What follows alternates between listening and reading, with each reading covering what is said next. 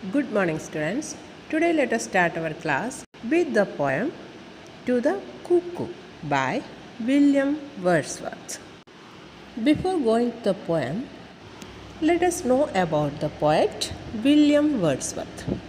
He was an English poet and he was born on 7th April 1770 in UK and died on 23rd April 1850. His famous poems are I Wandered Lonely as a Cloud, The Solitary Reaper, The World is Too Much with Us, etc. This poem, To the Cuckoo, is a poem of joy and happy memories. In this poem, I refers to the poet William Wordsworth. The poet hears the singing sound of cuckoo, but he is not able to find out where the bird is. In this poem, the poet addresses the cuckoo bird and praises its lovely voice. Let's go through the poem. O blithe newcomer, I have heard, I hear thee and rejoice. O cuckoo, shall I call thee bird, or but a wandering voice? In short, in the first stanza, the poet explains that the happy newcomer cuckoo. He calls the cuckoo a happy newcomer. Here, the cuckoos migrate from one place to another during the time of autumn and spring season. So, he calls it a newcomer. I have heard your voice. Poet has heard its voice. And whenever I hear your voice, I rejoice.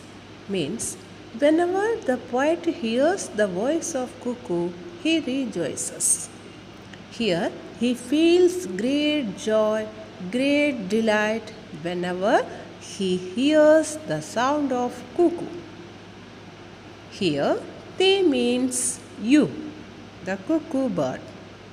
Then he is asking for the permission to the cuckoo that he likes to call cuckoo a bird or a wandering voice because it sings its song wherever it goes.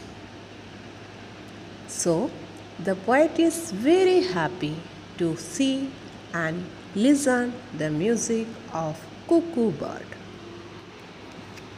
While I am lying on the grass, thy twofold shout I hear. From hill to hill it seems to pass, at once far off and near.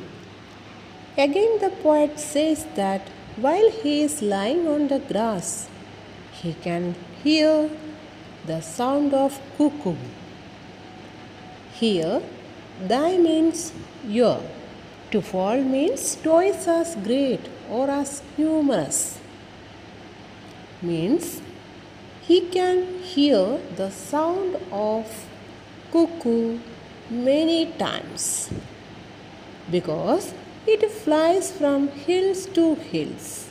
Sometimes it sings from the nearest hills, sometimes it flies to the farthest hills and sings. So, the sound comes sometimes from the nearest, sometimes from the far away area. So, the poet is not able to see where the cuckoo bird is sitting and singing, but he likes its voice very much. Though babbling only to the way of sunshine and of flowers, thou bringest unto me a tale of visionary hours. The cuckoo is talking continuously. Here, babbling means talking continuously. To whom? To the vale. Vale means to the valleys. Okay? To the valleys of sunshine and flowers. Okay, it is continuously talking to the valleys of sunshine and flowers. Okay, and thou means here you. Bringest unto me a tale of visionary hours.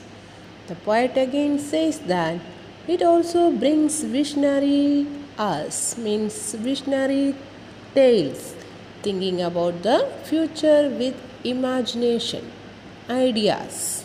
Okay, in his mind, in the mind of poet, it brings visionary tales. The sound of cuckoo brings the visionary tales, ideas about the future. And he sits there and visualize for hours. Many hours he is sitting there on the grass and imagines. Okay? Thrice welcome, darling of the spring, even at thou art to me. No bird but an invisible thing, a voice, a mystery. He calls.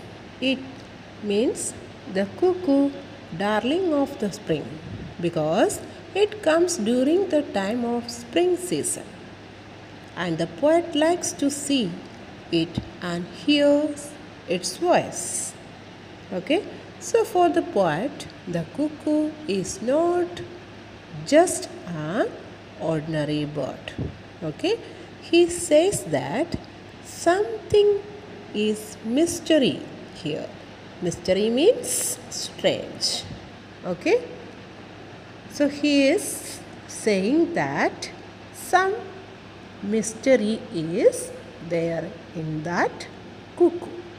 Okay, means some invisible thing is there in the voice. Okay, students, hope you have understood the poem. The remaining stanzas of this poem we will learn in our next class. Thank you.